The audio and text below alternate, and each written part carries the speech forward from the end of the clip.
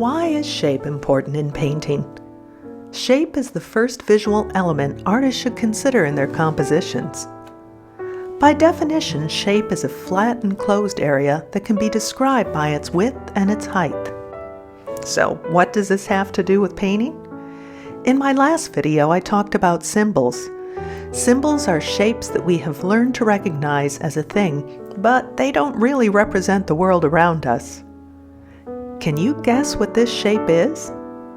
As artists, we flatten the 3D world into 2D shape, and those shapes don't always look like we think they should. I'm fascinated by the unique shapes that represent the real world, and find it thrilling that something unrecognizable can become a hand. No matter the shape, it can always be described by length and width. Rather than saying hand, I can describe this as roughly a rectangular shape with different sized rounded shapes on the left edge. The shape is about 3 times as long as it is high.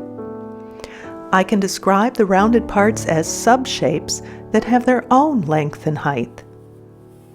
This is the basics of measuring, which I will explain later in another lesson.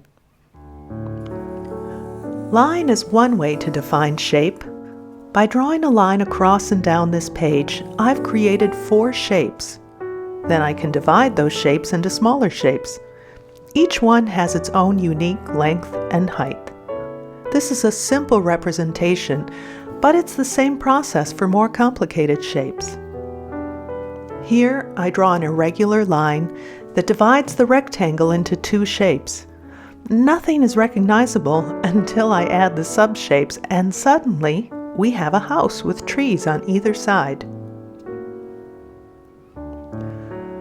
Let's look at another example. It's not clear what this group of shapes represents, but it is the same scene as this group of symbols. By reading the symbols, we can identify it as a landscape of a meadow with trees and clouds.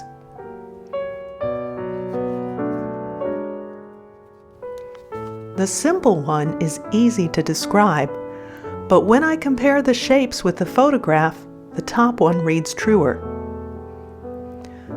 I used values to group shapes together to create the landscape.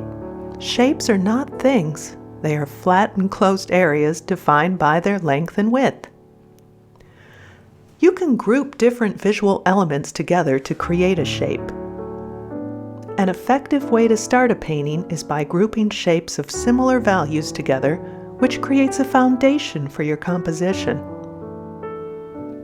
Shapes are the first visual element to consider when you're painting.